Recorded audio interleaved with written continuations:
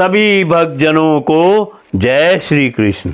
श्री सुखदेव जी कहते हैं, इस प्रकार अंग और क्रियाओं के सहित भिन्न भिन्न यज्ञों के अनुष्ठान के समय जब अथर्वयुगण आहुति देने के लिए हवि हाथ में लेते तो यजमान भरत यज्ञ कर्म से होने वाले पुण्य रूप फल को यज्ञ पुरुष भगवान वासुदेव को अर्पण कर देते थे। वस्तुतः वे पर ब्रह्म इंद्र आदि समस्त देवताओं के प्रकाशक, मंत्रों के वास्तविक प्रतिपाद्य तथा उन देवताओं के भी नियामक होने मुख्य कर्ता एवं प्रधान देव हैं।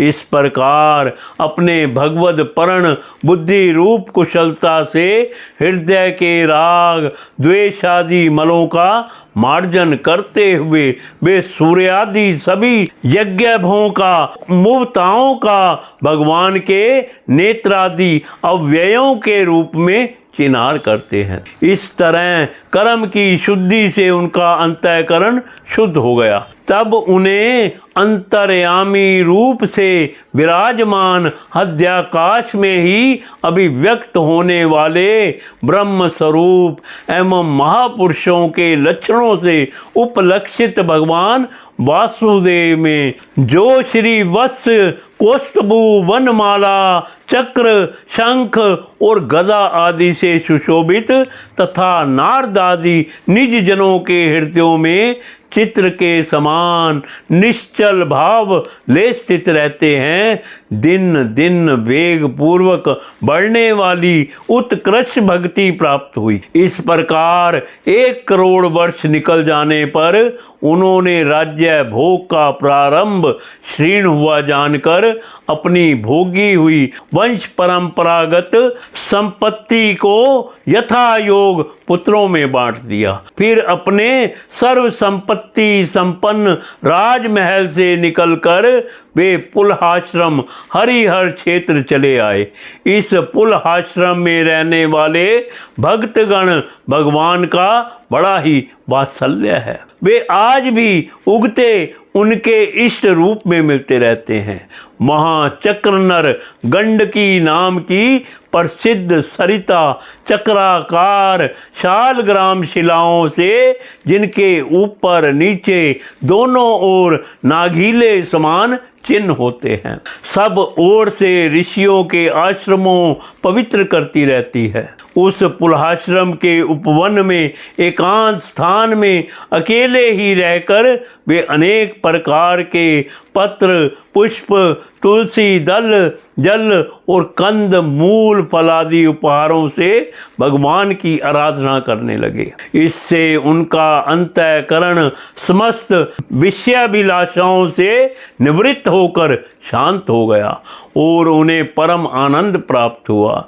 इस प्रकार जब वे नियम पूर्वक भगवान की परिचर्या करने लगे तब उससे प्रेम का वेग बढ़ता गया, जिससे उनका हृदय द्रवीभूत होकर शांत हो गया। आनंद के प्रबल वेग से शरीर में रोमांच होने लगा तथा उत्कंठा के कारण नेत्रों में प्रेम के आंसू उमड़ आए, जिससे उनकी दृष्टि रुक गई।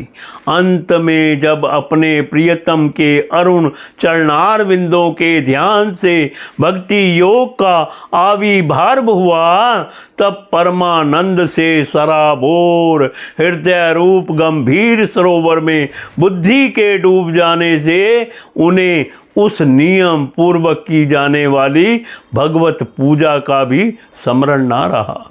इस प्रकार वे भगवत सेवा के नियम में ही तत्पर रहते थे। शरीर पर कृष्ण मर्ग चरम धारण करते थे तथा त्रिकाल स्नान के कारण भीगते रहने से उनके केश भूरी भूरी घुंघराली लटों में परिणित हो गए थे, जिनसे वे बड़े ही सुहावने लगते थे।